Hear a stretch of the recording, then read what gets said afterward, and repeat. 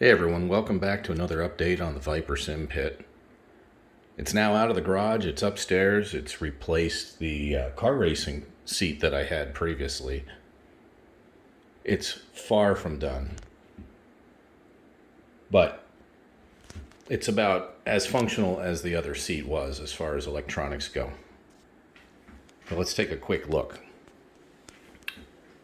I have a lot of panels that need to go into the aircraft. I already have the panels, some of them don't fit very well on my Zeus rails.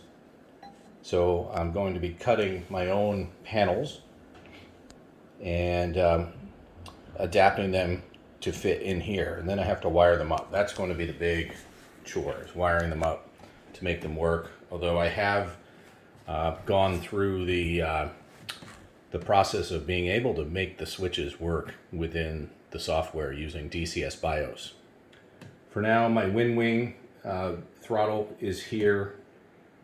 I cut a piece of black acrylic and used some Zeus fasteners and some Velcro so that I can at least use it, because soon SimGears will be coming out with a replica, I believe it's a replica, I hope it is, of a TQS, and basically be able to drop that right in here, and a lot cheaper than some of the other means to do so. I do have an original TQS right here, at least the arm, and that would require an adapter to take an old Thrustmaster Cougar grip. The adapter itself is very expensive. Then I got to wire it all up. So I'm hoping I can actually take that thing out of there. This particular part was in a house fire at one point, and the pit melted around it. It was covered in soot and melted plastic, and I managed to remove most of the plastic, sandblast it, and then I coated it with KG gun coat, which is something I used to do as a side business. So it looks almost like new, and that finish is totally impervious to chemicals and very resistant to abrasion. So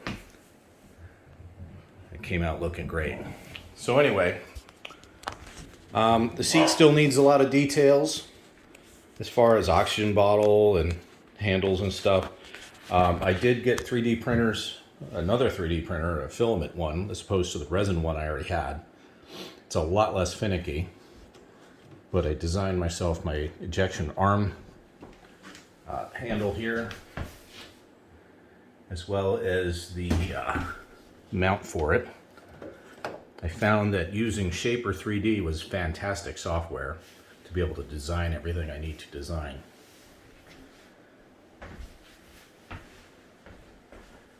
So it's up and running with my SimGears ICP, which is from the old pit. I got screens from CubeSim, and those are the Thrustmaster Cougars in front of it. They didn't fit, at least the screens did not fit the way they were intended. The MFD Cougars were supposed to be screwed into the screens and the screen boxes, but when you did that, the screens would not be able to fit into these panels. And these are Martin Pegasus Schmitz panels.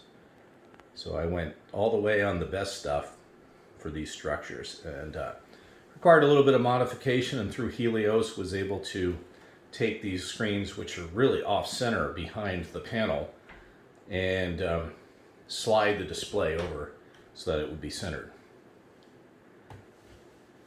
I'd also received my combination DED, fuel flow, and indexers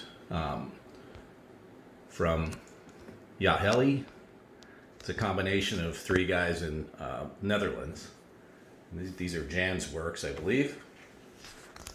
Pretty sure they are. The indexers work great. It's also through DCS BIOS. The DED looks great, works great. Fuel flow. I need to get a faceplate and maybe make an adapter so I can put some screws in, make it fit better. So it's just kind of rigged in there for right now. None of the wires are in their final places, so yeah, don't give me any crap about wire management. This is all basically functional testing. Just threw some panels in here. As you can see, these are from PC Flights. These are fantastic quality. Some of the best I've seen so far. Only problem is, like I said before, these don't quite align with my Zeus rails. I just have them held in place for now, just for fun, with a couple Zeus fasteners. And then, as you can see, the holes don't quite align. So I will be making those bottom layers myself.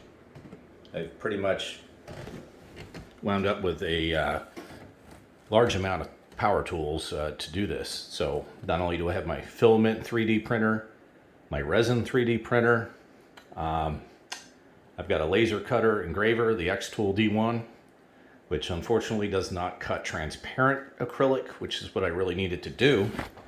So I also wound up getting a Genmitsu, what is it, the 2060 Pro or something like that. I haven't used that yet, but I will start using that to cut some clear acrylic and maybe making my own panels, which, by the way, skipping over here, this is my first attempt to make my own panel because the original one that I bought did not fit in this slot properly. So right now it's black acrylic with flat paint.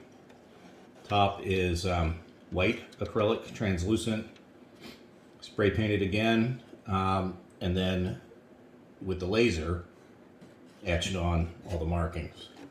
So that's custom fit for my SimPit, and that was the only way that was ever going to fit. So again, this wind wing is going to go away. Sooner the better, because it doesn't quite fit right. It's not really in the right space. It's just kind of jerry-rigged in there. Stick. This also migrated from the old pit, but the means to attach it, I had to design.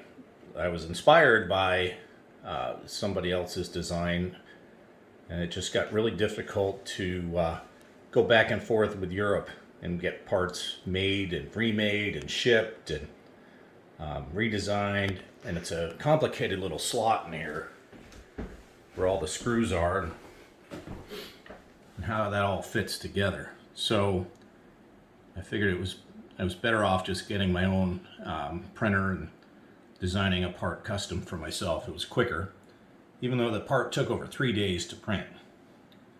So it's two parts. It's a stick connector and this custom stick base to allow me to mount my real simulator stick and FSSB. It's a real compass in there. I mean, it looks great. It looks just like a Viper's compass, but I think I was inspired to put a servo underneath there with a magnet to make it turn. We'll see how that goes. That's a low priority. So that's the latest update. Stand by for more later. Have a good one.